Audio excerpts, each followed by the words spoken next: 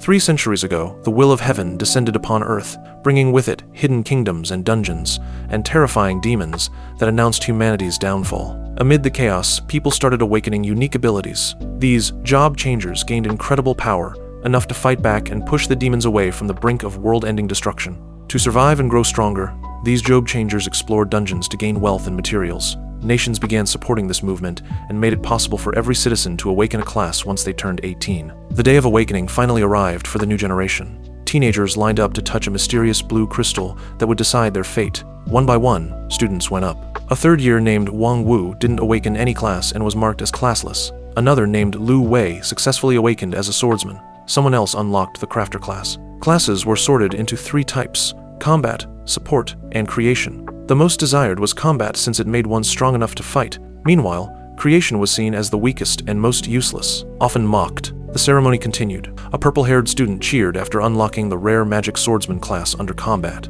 But another student broke into tears after awakening a creation-type class, devastated by his supposed bad luck. After awakening came the class ranking: common, secret, and divine. Divine classes were nearly mythical, appearing once in 100 years. Finally, it was Jiang Chen's turn. As soon as his hand touched the crystal, it lit up intensely, catching everyone's attention.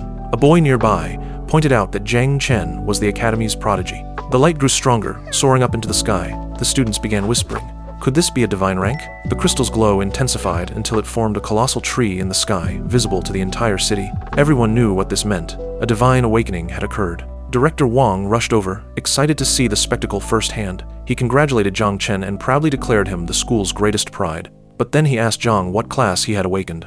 Jiang Chen turned slightly and, with a calm smile, told him it wasn't a combat class. That shocked Director Wang, who quickly asked if it was at least a support type. Instead of answering directly, Jiang lifted both hands, revealing spirit-formed plants blooming from his palms. He calmly announced that he'd awakened the divine-ranked creation class, Spiritual Master, a class that helps grow plants and small life forms. Everyone froze. Director Wang was speechless, then tried to comfort him. He said spiritual masters were useful in research, but combat-wise, the class was nearly worthless. The professor next to him offered a recommendation for a research department role, suggesting Jiang enter a less dangerous field. Before he could finish, Jiang smiled, thanked them politely, and walked away. The crowd of students began whispering.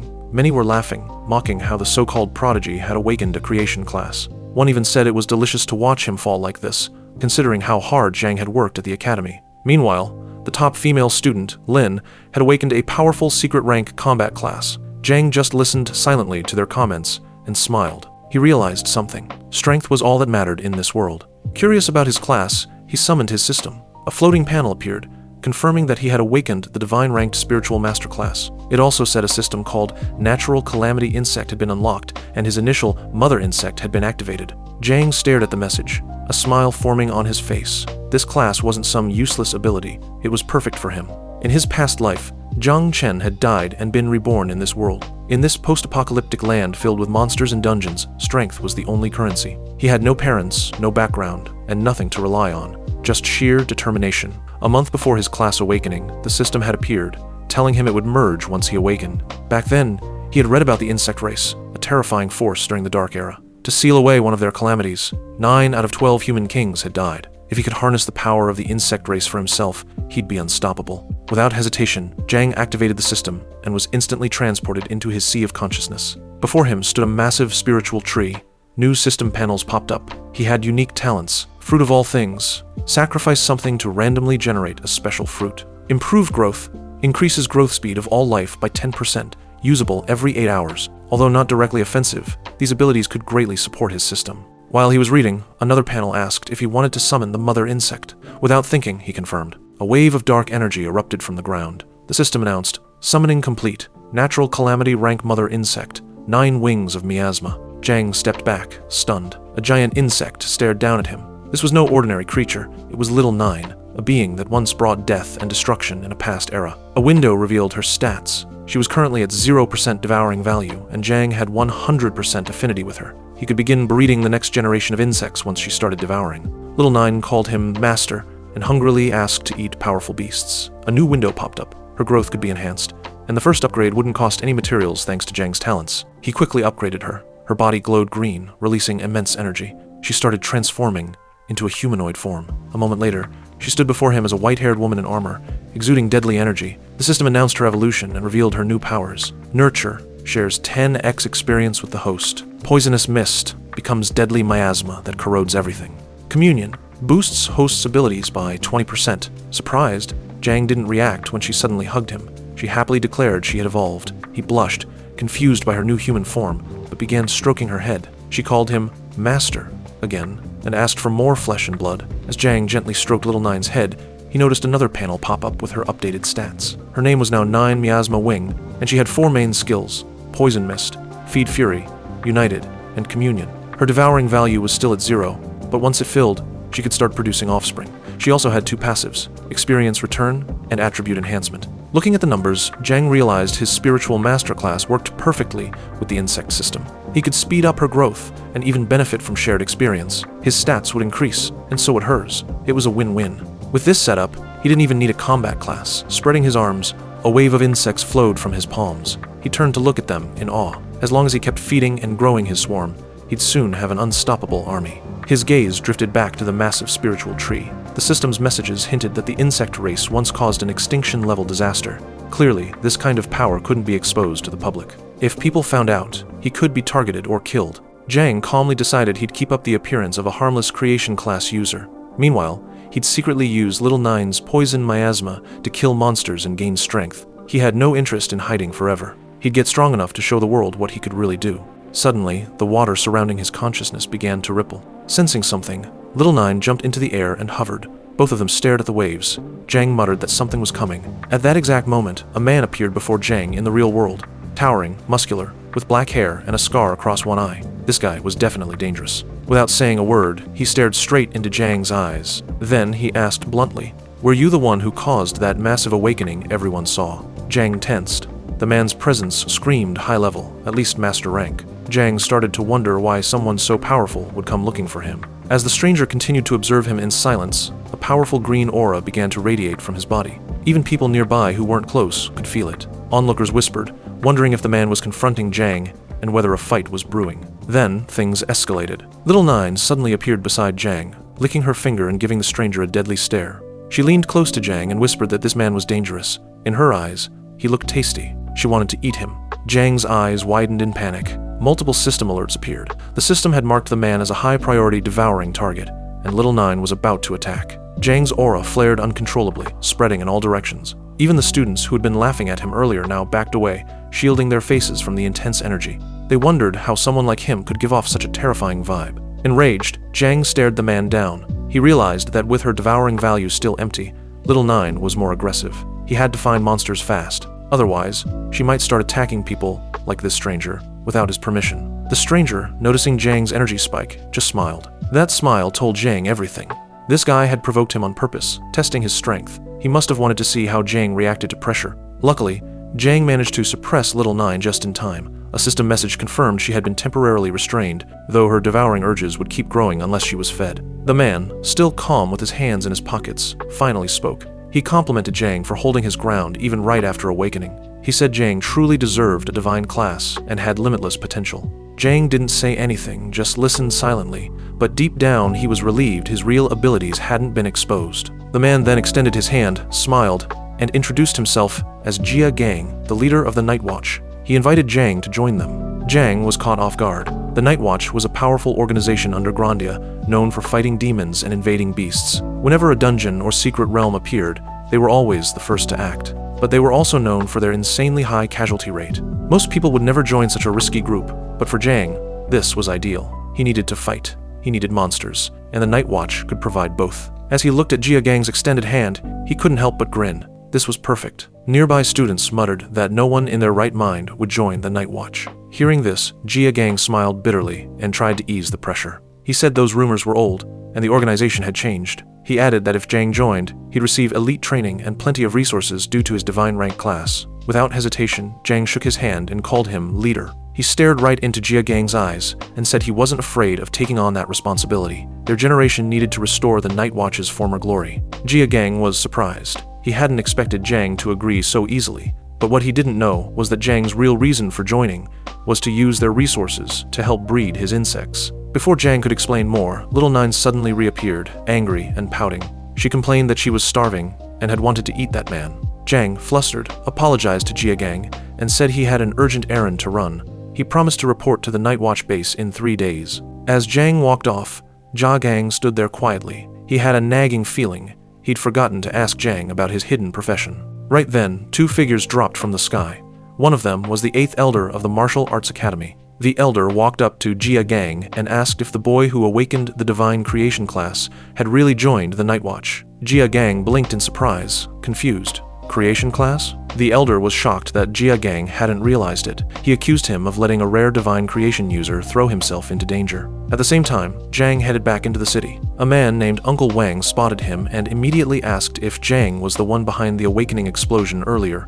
Jang said yes. Before he could say more, a woman with purple hair, Zion, walked over and warned Uncle Wang to keep his voice down. If troublemakers heard, things could get messy. Uncle Wang just laughed it off, saying he always talks too much. Jang smiled and reassured him there was nothing to be embarrassed about. Uncle Wang told Jang that even if creation classes couldn't fight, big companies always needed spiritual masters to cultivate special plants. He added that Jang's parents would have been proud of him. The people in Zhang's building had supported him like family over the years. He promised he wouldn't forget their kindness. Then, Uncle Wang invited him to join a beginner-level dungeon run. They were about to raid a secret realm to farm gear and level up. Jang agreed and thanked him. Soon after, a system message appeared confirming their party formation. Moments later, they entered the dungeon through a portal. Inside the dungeon, Jang looked around, hands in his jacket pockets, taking in the eerie surroundings. Torches lining the walls suddenly lit up. This meant the matching process was complete. All the monsters inside the dungeon were now aware of their presence. The place was known as the Temple of the Dead, a C-rank secret realm. It had a guaranteed 100% drop rate for items and equipment. However, if someone chose to leave before clearing it, they'd lose out on both loot and experience. Uncle Wang glanced around, frowning as he noticed the enemies, undead soldiers. He muttered that something was wrong. Why had the system matched them with such a tough dungeon?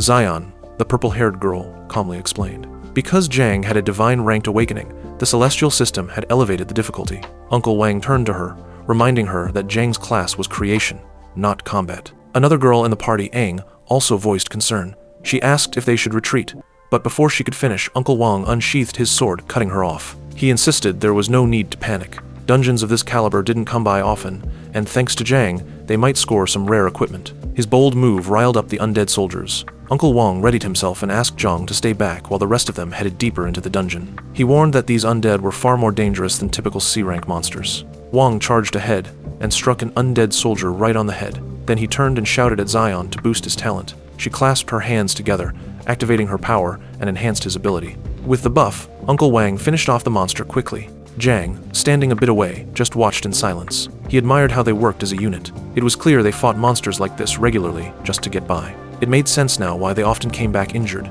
Zion, he remembered, had become an adventurer just to earn money for her brother's eye treatment. As he watched the group fight, he vowed to get stronger and repay their kindness. While he was deep in thought, Little Nine materialized beside him. She studied one of the fallen monsters, hand on chin, and told Jang that the place was full of fresh blood, perfect for her to devour. Jang turned toward the corpse and smiled. Little Nine had already locked onto the remains. This would be a good chance to test her skills. He extended his arm and activated a level 1 ability, Poison Barrier, Corrosion. A green mist formed in his palm.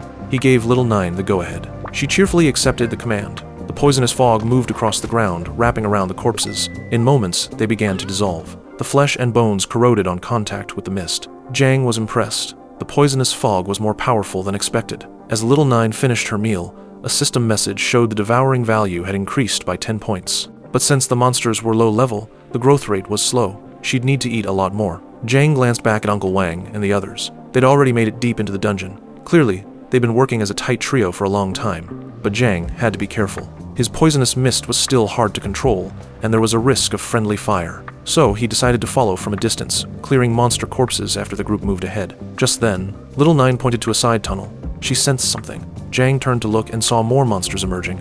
Shadow lurkers. Level 10 beasts with 20 strength, 15 agility, 10 defense, and 5 stamina. They liked hunting stragglers from the shadows. Jang stared at the monsters. Their name tags glowed red, likely because they were higher level than him. But looking at their actual stats, they were weaker than him. Thanks to his buffed attributes from the United skill, he held the advantage. His own status window popped up.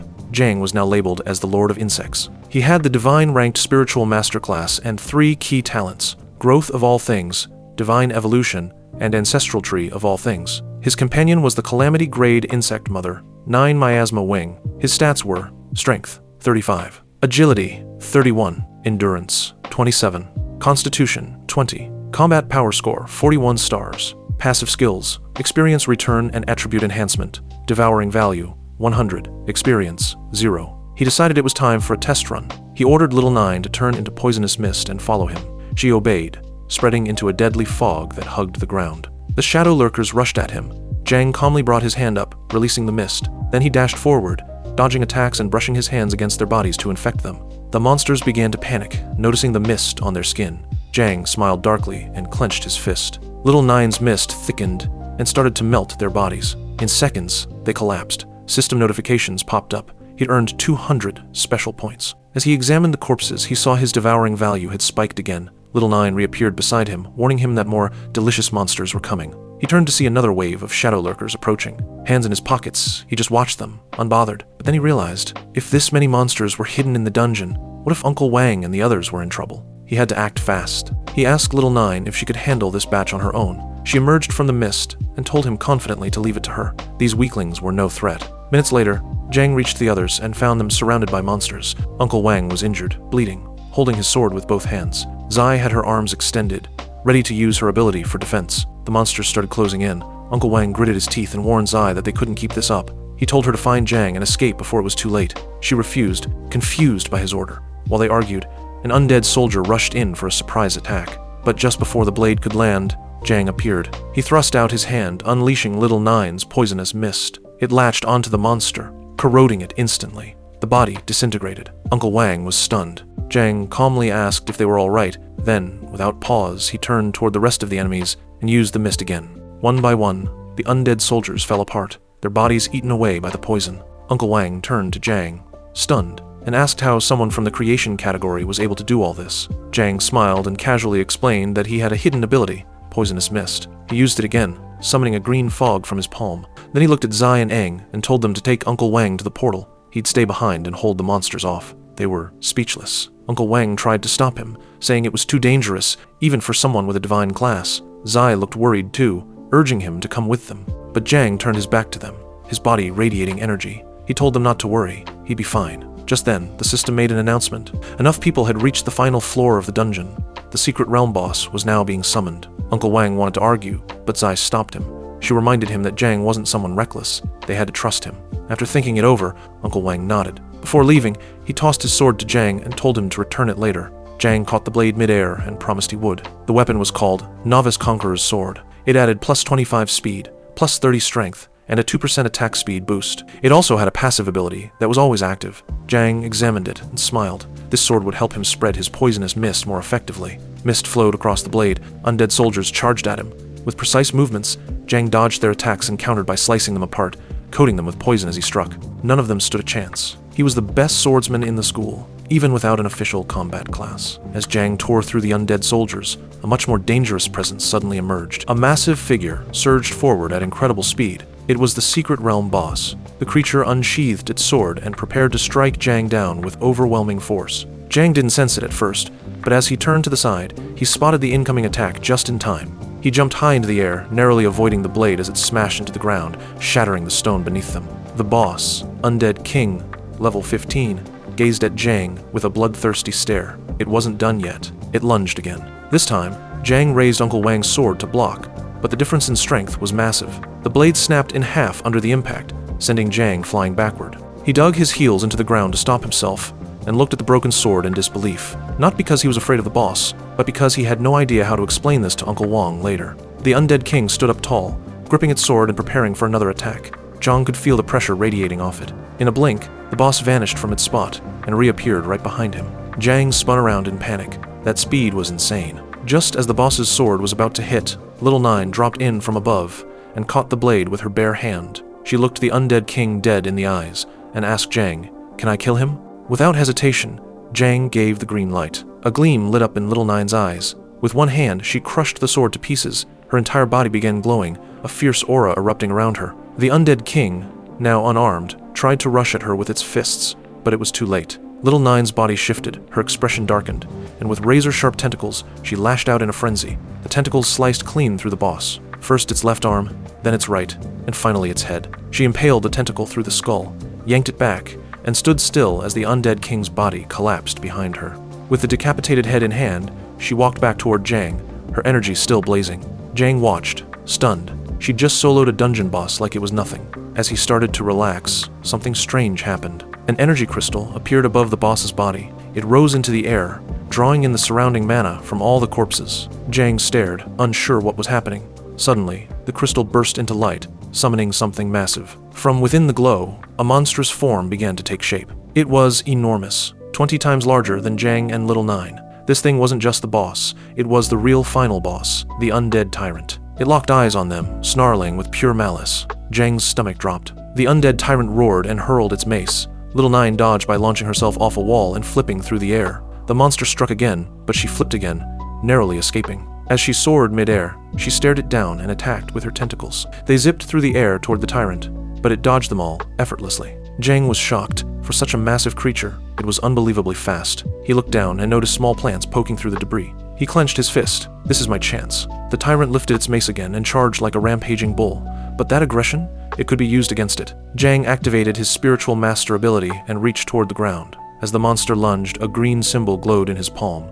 He unleashed his spiritual roots. From beneath the surface, 4 massive vines shot up, piercing through the tyrant's body and pinning it midair. With the boss immobilized, Jang turned to Little Nine. Your turn. She launched herself forward, placed one hand on its head, and raised the other, claws gleaming. Understood, Master. The tyrant's eyes widened. It knew it was about to die. Before it could even react, Little Nine pierced it straight through, her tentacles ripping its body apart in a single clean blow. The vines shattered as the corpse dropped heavily to the ground. Jang stood there, hands still extended, watching the undead tyrant's body hit the floor. He'd won. He'd really done it. Just then, a system alert popped up. Growth acceleration was now on cooldown for 8 hours. Slowly, the spiritual roots began fading. Moments later, the core of the boss floated out of its remains. Jang ran up and caught it before it could escape. He crushed it in his fist, shattering the glowing crystal into fragments. As the shards fell, more system messages appeared. Secret Realm cleared. The results came in. Zhang Chen, level 0, Spiritual Master.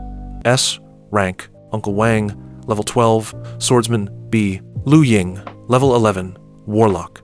A, Yang, level 10, Boxer. B. Team rewards were being calculated. Jang's system window expanded, listing several reward choices. Dagger, Scepter, Heavy Axe, Light Axe, Hammer. He reached out and picked the dagger first. Its stats showed name, Eds, Swift Dagger, rank D. Plus 50 attack, plus 5% speed. Bonus effects for sword-type users. Jang admired the blade. It looked solid. He could gift this to Uncle Wang in exchange for the broken sword. Next, he inspected the hammer. It was massive and nearly knocked him over when he pulled it out. Name, Call of the King, plus 100 strength, negative 100 agility, too heavy. Passive, 10% chance to trigger X5 critical damage. As he tried lifting it, a new system message informed him that the EXP from the Secret Realm was being applied. Suddenly, the hammer didn't feel so heavy anymore. Another passive kicked in, United, boosting all his stats by 20%. His body pulsed with energy. With one hand holding the hammer and the other in his pocket, Jang checked his stats again. He'd reached level 6 thanks to the Insect Mother's passive bonuses. Little Nine approached and tugged on his shirt. She pointed at the system window and asked if she could eat the equipment. Jang laughed. He told her no. It was for Uncle Wang and the others to trade for money. If she ate it, she'd get a stomachache. She pouted, hands behind her back, and gave him a sad look. Then she turned to the boss's corpse and asked if she could devour that instead. Jang had completely forgotten about the remains. Of course, the devouring value from the tyrant's body was way too valuable to waste.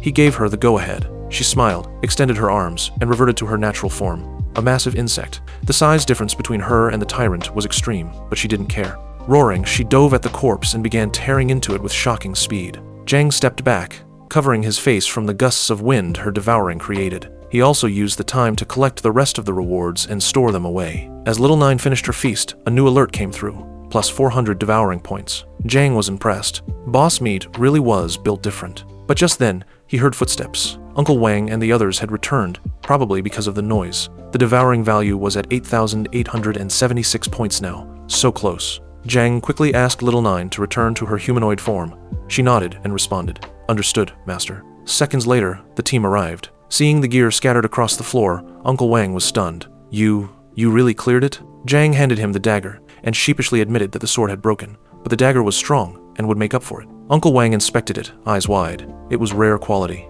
Alright, I'll let it slide. Zai walked over and pointed out that a necklace was also a rare item. They could make a fortune off this. Aang, meanwhile, just stared at Zhang in disbelief. How the hell did you solo that boss? Zhang scratched the back of his head and awkwardly replied that maybe his poison was extra effective against undead monsters. But deep down, he knew the truth. This realm wouldn't refresh again. If he wanted to hit full devouring value and begin breeding his swarm, he needed to find another boss. That meant heading to the wilderness. Uncle Wang sighed, thinking it was a waste for Zhang to go to the research department. For someone who could kill a boss without even being level 1, the potential was insane. He asked Zhang what his next move was. Zhang smiled and told him the truth. He hadn't wanted to worry them, but he'd already decided. He was joining the Night Watch in 3 days. Uncle Wang was stunned. You're seriously planning to join the Night Watch? Zhang nodded and placed a hand on his head. He admitted he hadn't told them earlier because he didn't want to stress them out. He explained that before joining, he wanted to level up as much as possible, so he was planning to head out into the wilderness soon. Uncle Wang was at a loss for words.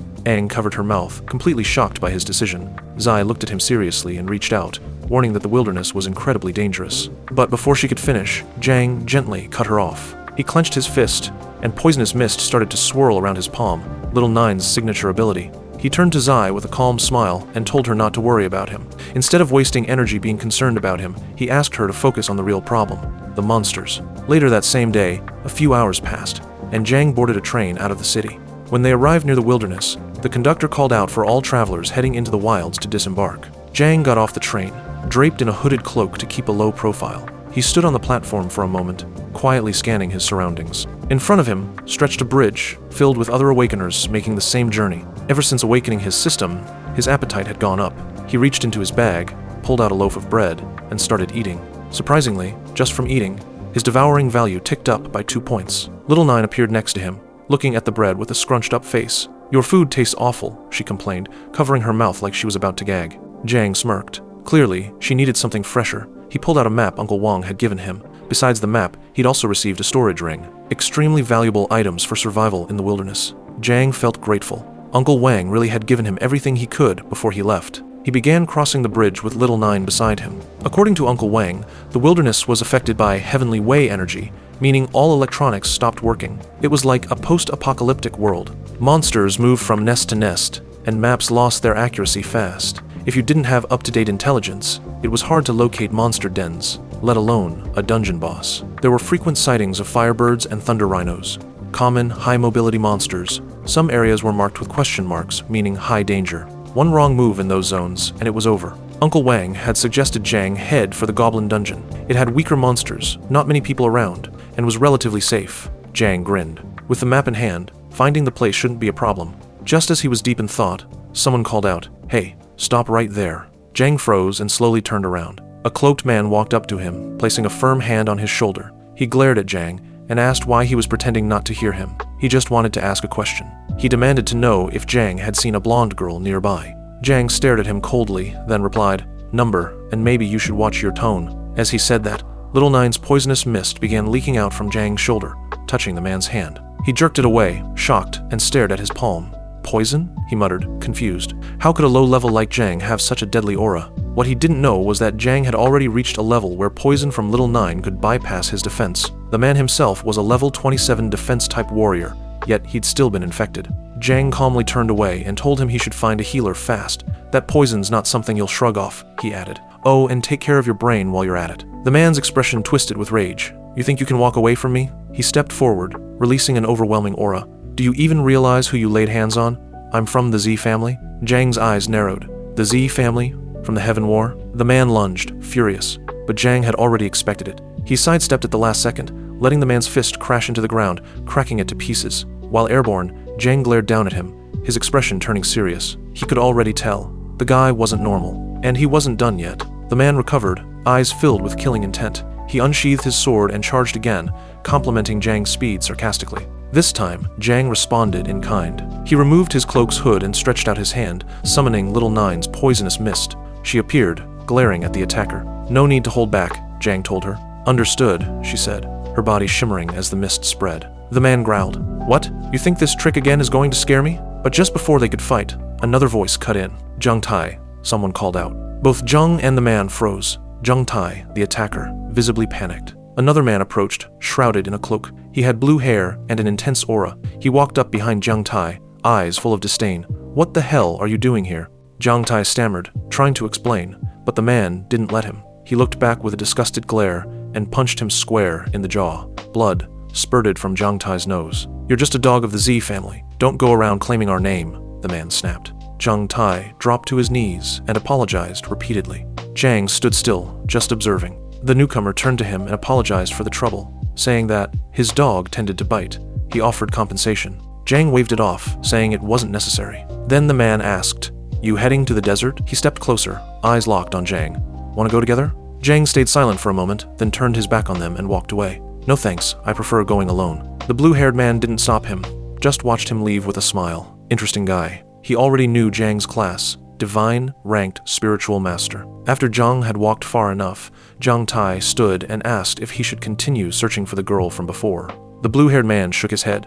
"No need, we already found traces. She probably left the city and is trying to reach the next outpost." He removed his hood, face still calm. "Don't let her make it there alive," he ordered coldly. "Recall the scattered teams. We're heading into the desert." Zheng Tai saluted and followed immediately. Across the planet, humans had built countless cities, but with the rise of awakened beings, beast waves, secret realms, and dungeons had forced ancient cities into ruins. Now, only powerful awakeners ventured into these abandoned zones, called wildlands, to fight monsters, level up, and hunt for fortune. Zhang kept moving forward through the crumbling landscape. Hours passed. He encountered a few rats, but nothing worth his time.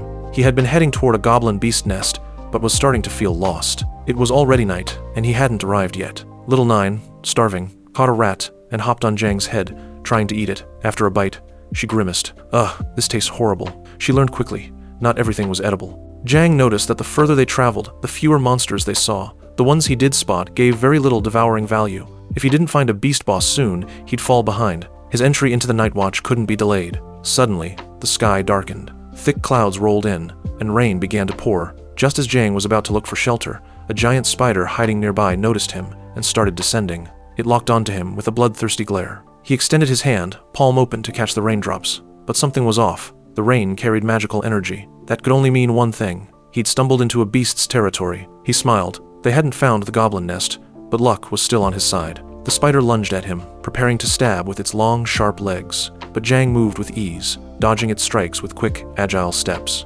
Then, he leapt high and landed on the spider's back, clenched his fist, and drove it down. The impact crushed the spider and shattered the ground beneath it. Little Nine appeared beside him, hand on her forehead. "More monsters incoming," she said. Zhang turned his head and saw movement in the shadows. His punch had drawn attention. Dozens of giant spiders began crawling out, eyes glowing. Zhang summoned his dagger, and poisonous mist began to form. He turned to Little Nine, grinning. "Let's have a feast." With killer intent, they charged. Little Nine melted into mist, spreading across the ground. Zhang slashed through spider after spider, his blade infused with venom. Even those who weren't fatally struck died moments later, their bodies corroded by the fog. In seconds, the battlefield was filled with corpses. Zhang asked Little Nine to devour the remains. She smiled, arms open, and thanked him. But then she paused, looking to the side. Something big, strong, and delicious is coming. Zhang turned too, sensing a powerful presence. At first, he assumed it was the dungeon boss. He readied the poisonous mist and gave the order to attack. The figure emerged through the fog, but as the mist struck it, a scream echoed. Not one of a monster, but of a woman. Zhang froze. The mist had torn through her clothes. She collapsed, unconscious. Zhang stood there stunned. That's no beast. A few moments later, she regained consciousness and looked around in confusion. Where am I? Still groggy, she tried to sit up, hand on her head, trying to piece things together. Zhang casually walked over, sat beside her, elbows on his knees, and asked with a smile, "You're awake?" She immediately became alert. "Who are you? Stay back." She jumped up and backed away, assuming a defensive posture.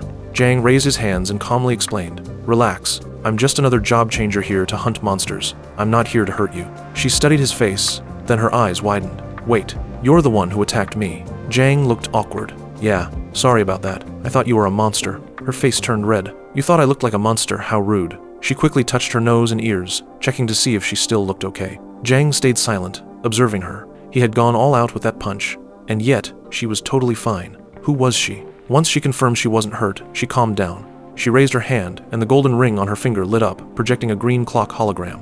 Seeing the time, she panicked. She was running late. Turning away from Zhang, she quickly walked off. He just watched her go, wondering, why is she in such a rush? Who's after her? Suddenly, she stopped. Anxiety flooded her expression. She put her hand over her mouth, nervously biting her nails. Jang approached. What's wrong? She forced a smile. Just some monsters ahead. I'm not great at fighting. You can take care of them, right? Without waiting for a reply, she turned and waved goodbye. Good luck. Jang stared, speechless. Her acting sucks. Rain started to fall again. Jang walked ahead, unconcerned. If monsters were up ahead, even better. But as he advanced, he paused. Dealing with monsters is easy. It's the other job changers that worry me. The desert was a lawless zone. People killed for loot out here. He wondered if maybe he should have stopped that girl and asked more questions. Just then, Little Nine appeared again. She pointed straight ahead. Lots of monsters are coming. Instead of panicking, Jang smirked. Perfect! But the smile faded when he looked forward. A massive horde of spiders, hundreds of them, crawled toward him. Among them was one that towered over the rest. Its many eyes locked onto Jang with murderous intent. Jang's aura flared to life. Fighting a few spiders was easy, but hundreds? He stood firm, eyes sharp. Even surrounded by monsters, he felt oddly at ease. Fighting monsters was better than dealing with shady humans. The spiders shrieked and charged. Jang grinned. Let's begin. If you enjoyed the story so far, don't forget to like the video, subscribe to My Recap, and stay tuned for the next video.